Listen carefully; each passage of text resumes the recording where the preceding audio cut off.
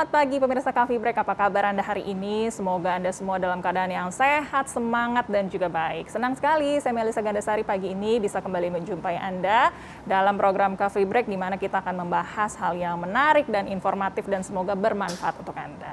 Pemirsa, hingga saat ini HIV/AIDS masih menjadi masalah kesehatan global dan nasional, di mana walaupun angka insidennya dan kematiannya akibat HIV/AIDS ini mengalami kecenderungan penurunan dalam 10 tahun terakhir, namun Indonesia juga berupaya untuk mencapai ending AIDS pada tahun 2030 sebagai bentuk komitmen bersama negara-negara lain di dunia. Tentunya bersama dengan Yayasan Kemitraan Indonesia Sehat atau YKIS bersama dengan UNAIDS. Nah, sehubungan dengan peringatan Hari AIDS Sedunia tahun 2021, kita akan berbincang mengenai masalah ini bagaimana kita bisa mengakhiri AIDS di tahun 2030. Saya mau sapa narasumber saya pagi ini. Yang pertama ada Mbak Hartini dari Ikatan Perempuan Positif Indonesia. Selamat pagi Mbak Hartini. Selamat pagi Mbak. Apa kabarnya Mbak? Alhamdulillah. Baik ya, kita mau ngobrol-ngobrol, tapi kita sapa dulu tamu saya yang juga terhubung secara virtual. Di sini ada Profesor Dr. Zubairi Jurban, SPPD KHOM, selaku pakar di sini. Selamat pagi, Prof. Selamat pagi, Mbak. Apa kabar? Kabar baik, terima kasih sudah bergabung dengan kami walaupun secara virtual ya, Prof ya. Saya langsung ke Prof terlebih dahulu, Prof. Bolehkah diberitahukan dan diceritakan kepada pemirsa Coffee Break bagaimana perkembangan epidemi AIDS di 5 tahun terakhir ini, terutama di Indonesia, Prof? Iya, masih terus bertambah dari kabar kurang baiknya. Masih terus bertambah jumlah kasusnya. Dan beberapa waktu yang lalu tim dari Rumah Sakit Cipto juga mendapat untuk penelitian baik di Jakarta maupun di Vietnam dan Ukraina dengan kerjasama dengan Amerika. Ternyata memang untuk pengguna narkotik masalahnya masih berat banget. Artinya banyak yang positif namun tidak mengakses obat, yang akses obat juga ada beberapa yang loss of follow up atau putus terapi. Nah itu menjadi perhatian untuk ke depan. Sedangkan untuk yang lain yang penularan laki ke perempuan ataupun yang dari laki ke laki-laki juga masih ada lumayan masalahnya. Jadi memang kita harus bekerja keras banget, apalagi sementara ini dalam 2 tahun terakhir ini agak terkendala dengan pandemi COVID-19 sehingga cukup banyak orang dengan HIV/AIDS yang takut ke rumah sakit, ke Pasienkes, takut tertular. Baik. Karena memang kita tahu orang dengan imunitas yang rendah juga sangat harus berhati-hati, terutama mereka yang di HIV/AIDS ini, terlebih lagi dengan adanya pandemi COVID seperti ini kemudian ya, Prof ya. Baik, saya ke Mbak Hartini terlebih dahulu ya, Prof ya. Mbak Hartini adalah salah satu yang kemudian mendampingi para OTH kemudian ya. Faktor risiko apa sebenarnya yang tadi seperti Prof katakan masih adanya peningkatan kasus selama 5 tahun terakhir ini sehingga masih banyak terjadi peningkatan kasus HIV/AIDS ini, Mbak?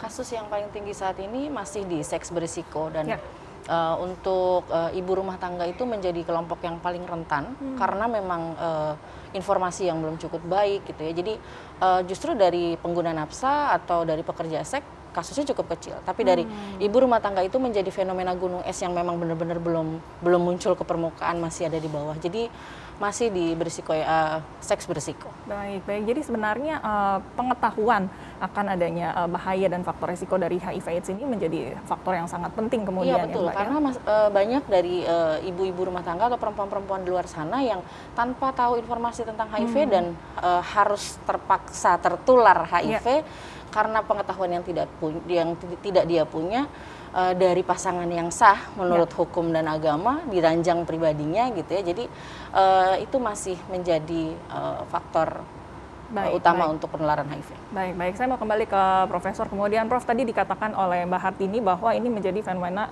gunung es begitu ya, karena pengetahuan yang masih rendah, banyaknya ibu rumah tangga kemudian yang menjadi resiko kemudian. Seperti apa kemudian prediksi ke depannya dari bagaimana adanya perkembangan HIV/AIDS ini kemudian, Prof? Iya, jadi sebetulnya tadi kan suramnya sudah disampaikan, tapi sebetulnya kan obat sudah ada, cara pencegahan sudah jelas. kelompok yang masyarakat kunci yang berisiko juga sudah diidentifikasi. Namun itu di seluruh dunia, namun ternyata gap untuk menghilangkan pada tahun 2030 itu masih berat banget. Baik di Indonesia maupun juga jangan kira bahwa di Amerika itu sudah bagus, belum juga. Jadi sudah lumayan, namun masih banyak masalah di sana dan juga di negara lain. Inggris lumayan. Baik. Kita harus jeda sebentar, Prof, dan juga Mbak Hartini. Nanti kita akan bahas mengenai apa saja upaya yang sudah dilakukan, karena kita tahu walaupun tadi seperti Prof katakan 2030 masih berat, tapi tentunya kita tidak boleh berhenti berupaya. Nanti kita akan bahas lagi kemudian. Anda jangan kemana-mana, Coffee Break segera kembali.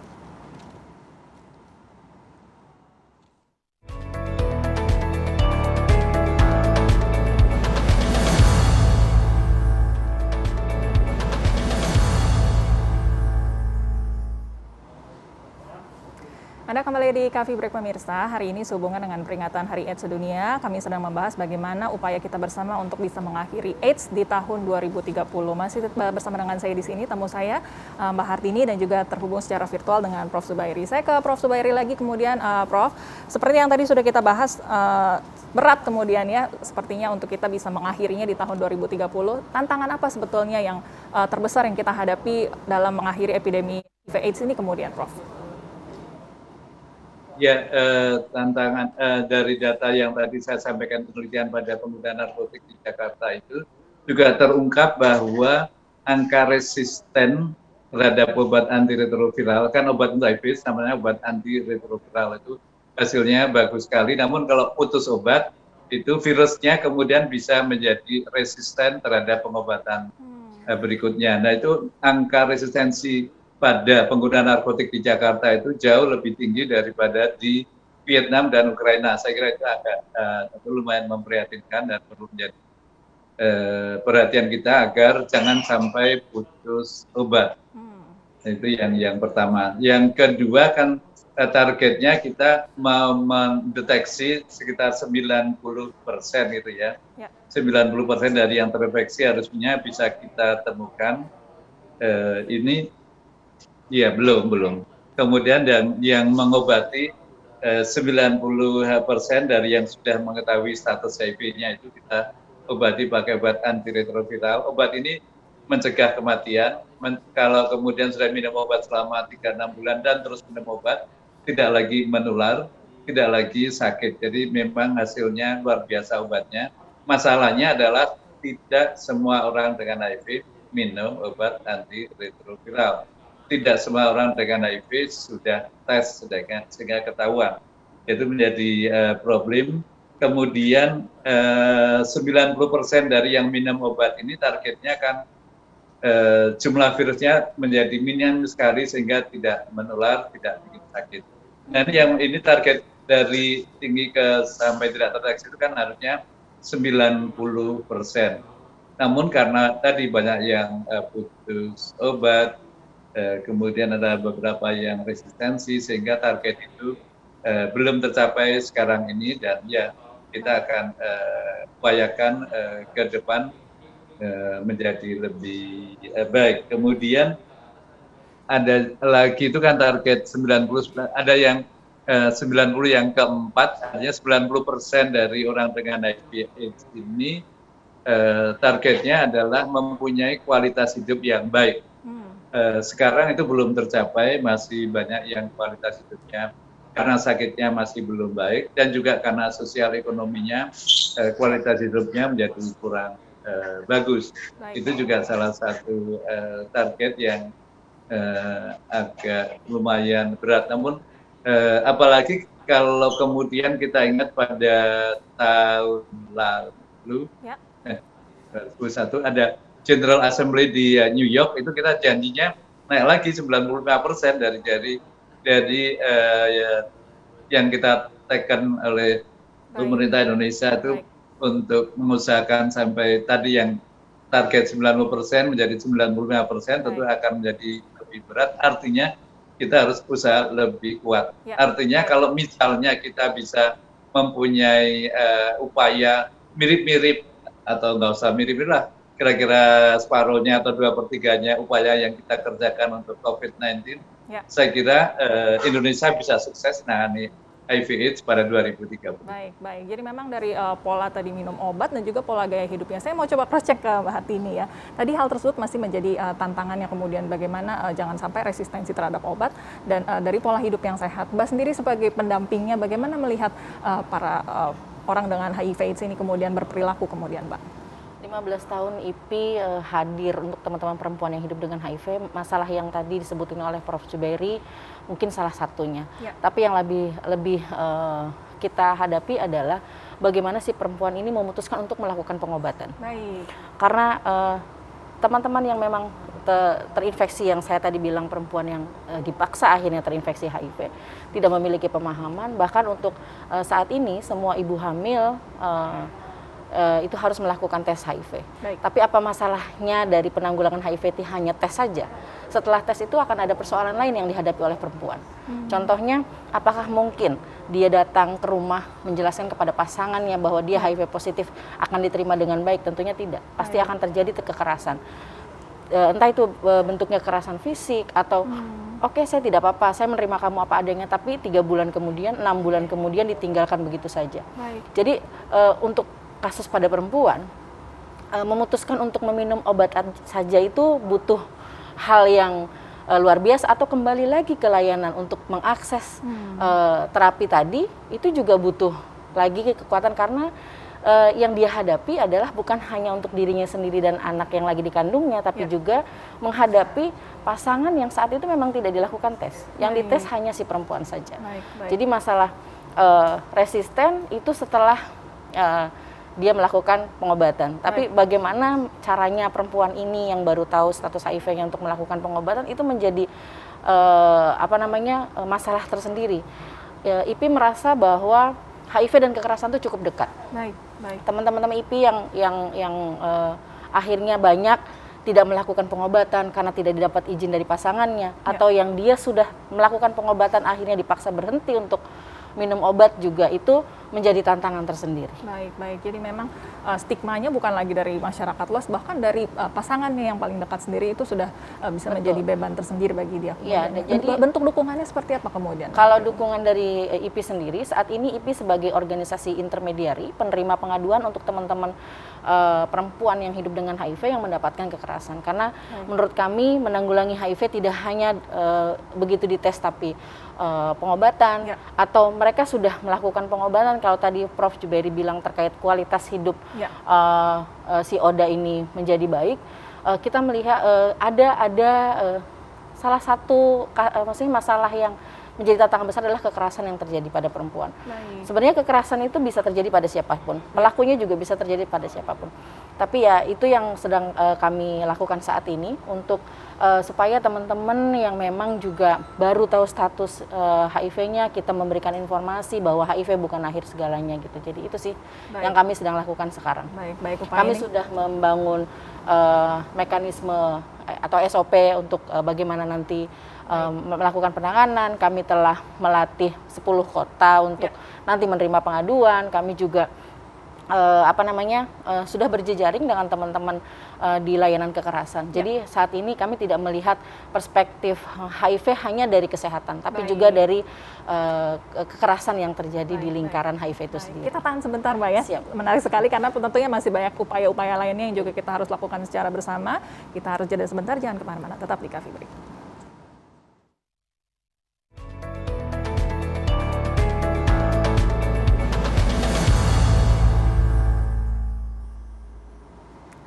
Anda kembali di Coffee Break pemirsa, masih sehubungan dengan peringatan Hari AIDS Sedunia. Kami masih membahas bagaimana upaya-upaya yang kita lakukan untuk bisa mengakhiri AIDS di tahun 2030. Saya mau kembali ke Prof. Zubairi di sini, Prof. Tadi kita sudah bicara banyak mengenai tantangan yang kita hadapi kemudian dan upaya-upaya apa yang harus kita lakukan. Seperti apa kontribusi yang bisa diberikan oleh para ahli dan juga akademisi dan peneliti di bidang teknologi kesehatan kemudian, Prof. Oke, terima kasih. Jadi pertama dari sisi dokter medis artinya yang mengobati. Kali ini menjadi penting banget mengobati, karena dengan mengobati jumlah virus akan tertekan minimal dan jadi tidak lagi menular. Jadi treatment is prevention. Kemudian dari ahli-ahli kesehatan masyarakat, jadi penting banget untuk melakukan estimasi, untuk melakukan upaya pencegahan. Jadi itu dari sisi kesehatan masyarakat. Juga ada bidang ilmu yang namanya social medicine. Jadi pemecahan masalah HIV/AIDS ini tidak sekedar masalah medis saja, namun juga masalah sosial, sehingga bidang ini amat sangat diperlukan kontribusinya. Selain itu ahli juga mengenai ahli GIS. GIS ini Geographic Information System ini menjadi penting untuk agar tata laksananya menjadi lebih terfokus. Kemudian yang juga tidak kalah pentingnya yang disebut ahli ini kali ini justru ODA-nya sendiri. Orang dengan HIV/AIDS-nya itu menjadi penting kontribusinya, karena tanpa ODA maka program-program yang dikerjakan menjadi kurang membumi. Jadi utama banget menyertakan orang dengan HIV pada setiap program, baik program pencegahan maupun program pengobatan. Kemudian saya masih mimpi kalau bisa tata laksana termasuk datanya ya, karena kalau datanya benar, datanya selalu update, itu tata laksananya juga menjadi lebih terarah, lebih baik. Jadi mengimpi bagaimana data dari orang dengan HIV/AIDS ini bisa diupdate mirip-mirip yang pada COVID-19, di mana hariannya cepat banget berubah dan gampang dibaca. Namun tidak usah harian misalnya, ya cukup bulanan juga sudah amat sangat membantu. Itu dari data. Kemudian mengenai anggaran, kita tahu bahwa anggaran sekarang ini sebagian besar memang terserap untuk COVID-19. Sekarang sudah melandai banget, jadi saya kira sudah waktunya pemerintah untuk membuka keran untuk anggaran penanggulangan penyakit HIV/AIDS ini, karena memang kita sudah komit untuk mengakhiri pada 2030 pada beberapa kali pertemuan di New York, UN General Assembly. Kemudian tadi diagnosis kita sudah, kepemimpinan juga penting. Jadi kepemimpinan kali ini misalnya mohon banget, siapa tahu ada Pak Menteri atau Ibu ataupun apalagi kalau Presiden kalau mau tes saja, mau tes kemudian maka rakyat akan berbondong-bondong tes, karena itu salah satu kunci penanggulangan. Karena kalau tidak tahu kita terinfeksi, bagaimana bisa diobati, atau tahu sakit berat atau meninggal. Padahal obatnya ada, obatnya bisa mengontrol dengan amat sangat baik. Dan pasien yang sudah lebih dari 20 tahun kami obati dan tetap sehat itu banyak banget. Yang paling lama sekarang 27 tahun menjelang 28 tahun tetap sehat. Baik. Menarik sekali tadi sempat disebutkan oleh Prof mengenai social medicine, kemudian yang Mbak ya, berarti ini peran komunitas, bagaimana sosial ini bisa membantu kita menanggulangi, apalagi kita harapannya tadi mengakhiri AIDS di tahun 2030. Seperti apa peran komunitas dan juga sosial yang bisa kita lakukan untuk mendukung adanya pengakhiran AIDS di tahun 2030 ini, Pak? Ya, sebenarnya sih tadi sudah beberapa disebutkan oleh Prof Jubairi ya. Tapi yang pasti adalah peran komunitas menjadi penting, karena tadi sepertinya dilibatkan ke dalam entah itu bentuk kebijakan atau itu program-program yang ada, karena tapi balik lagi ya Mbak, maksudnya masih banyak perspektif dari layanan kesehatan bahwa apa yang kita tahu, apa yang kita rasakan itu mereka tidak rasakan gitu. Atau seperti tadi Prof Jubairi mendorong untuk pengobatan. Masalah selanjutnya selain mendorong untuk pengobatan adalah ketersediaan dari ARV sendiri itu apakah negara bisa menjamin. Selanjutnya lagi akses layanannya. Akses layanannya sudah ada, tapi apakah itu juga bisa diakses secara baik, secara mudah tanpa diskriminasi oleh teman-teman yang hidup dengan HIV, baik itu perempuan, laki-laki maupun anak-anak yang memang juga terinfeksi HIV. Jadi yang dilakukan oleh IPI sendiri adalah selain tadi IPI sebagai organisasi penerima pengaduan untuk perempuan yang hidup dengan HIV, IPI juga berharap kedepannya tidak ada lagi diskriminasi yang dihadapi oleh perempuan, khususnya terkait akses program PPIA, pencegahan penularan dari ibu ke anak. Bagaimana perempuan yang sudah HIV merencanakan kehamilan agar tidak terinfeksi HIV gitu. Jadi kita tetap terus memberikan informasi-informasi khususnya untuk teman-teman yang ada di IPI, karena IPI wilayah kerjanya sudah ada di 26 provinsi. Dan kita berangkat dari semua kebutuhan yang kita butuhkan sebagai perempuan yang hidup dengan HIV, yang tidak hanya melulu lagi-lagi bicaranya terkait pengobatan, karena kita sudah tahu perempuan-perempuan yang hidup dengan HIV sudah tahu kemana dia harus mengambil obat. Tapi bagaimana kita mau mengakses layanan yang lain?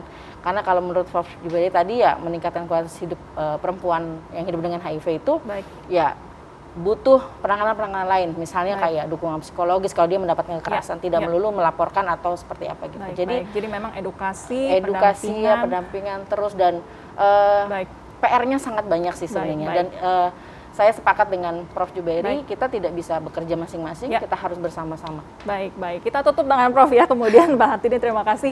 Prof, ada penutup mungkin secara singkat yang bisa disampaikan, pesan dan harapan mungkin bagi masyarakat sekitar, karena tadi tidak bisa kita lakukan sendiri, tapi harus kita lakukan bersama. Silakan Prof.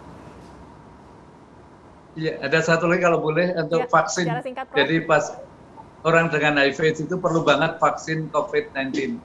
Jadi tidak usah khawatir, tidak akan ada efek samping yang serius. Pasien-pasien saya hampir semuanya sudah vaksinasi 2 kali. Jadi vaksin COVID-19 penting untuk ODA agar terlindung dari pandemi. Baik. Ada memang itu pesan yang cukup singkat tapi juga sudah merangkum semuanya. Terima kasih Prof untuk informasinya pagi ini. Semoga kita betul-betul tadi bisa bergandengan bersama ya dengan komunitas dan juga masyarakat dan pemerintah khususnya, supaya tadi banyak sekali upaya yang bisa kita lakukan. Tentu harapannya kita bisa akhiri HIV/AIDS di tahun 2030. Terima kasih untuk waktunya Prof. Jubairi dan juga Mbak Hartini. Semoga tadi bisa menjadi informasi yang bermanfaat dan bisa kita lakukan bersama di rumah. Pemirsa, sudah 30 menit kita bersama. Semoga perbincangan tadi menjadi informasi yang bermanfaat untuk Anda. Saatnya kami pamit undur diri. Selamat melanjutkan aktivitas. Sampai jumpa.